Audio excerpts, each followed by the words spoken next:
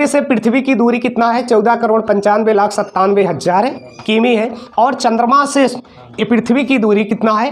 3,84,000 kilometre है।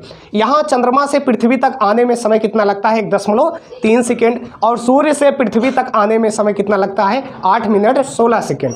और जो प्रकाश की चाल होता है 3 × 10⁸ मीटर प्रति सेकेंड होता है। और ये यदि किमी में बोलोगे तो 3 लाख किमी प्रति सेकेंड होता है। और ये जो आपका चंद्रमा है और पृथ्वी के बीच 3,84,000 किमी की दूरी है, तो 1 सेकेंड से अधिक का समय लगता है, जबकि सूर्य से पृथ्वी तक आने में 8 मिनट 16 सेकेंड लगता है। अब बात किया जाए कि चंद्र ग्रहण कैसे लगता है, तो चंद्र ग्रहण में ये जो आपका चंद्रमा है, पृथ्वी है और सूर्य, मतलब सूर्य और चंद्रमा के बीच में क्या आ जाएगा? पृथ्वी आ जाएगा, तो चंद्र ग्रहण लग जाएगा, क्योंकि उसकी परछाई पड़ता है। और सूर्य ग्रहण कब लगता है? जब पृथ्वी और सूर्य के बीच में चंद्रमा आ जाए तो सूर्य ग्रहण लगता है। अब बात किया जाए कि यह जो सूर्य है एक किसका है? गैसीय गोला है, जिसमें 71% क्या है? हाइड्रोजन है। और 26.5% क्या है?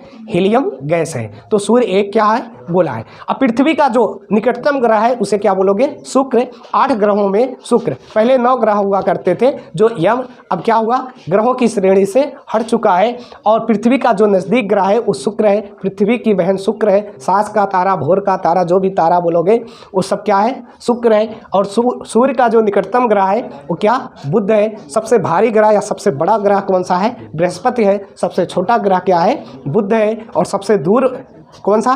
वरुण है। तो ये ध्यान रखना है।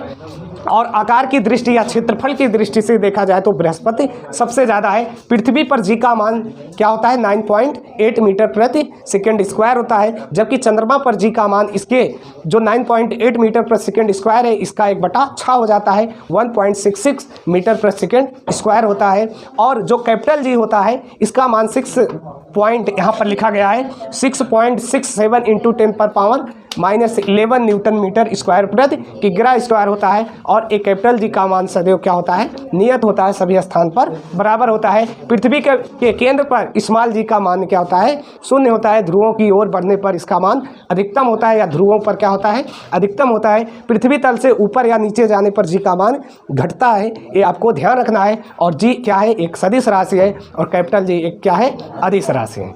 तो ये कुछ बातें थी जिसको आप लिख सकते हो और समझ सकते हो। ठीक, तो दिन रात कैसे होता है? घूर्णन गति के कारण क्या होता है?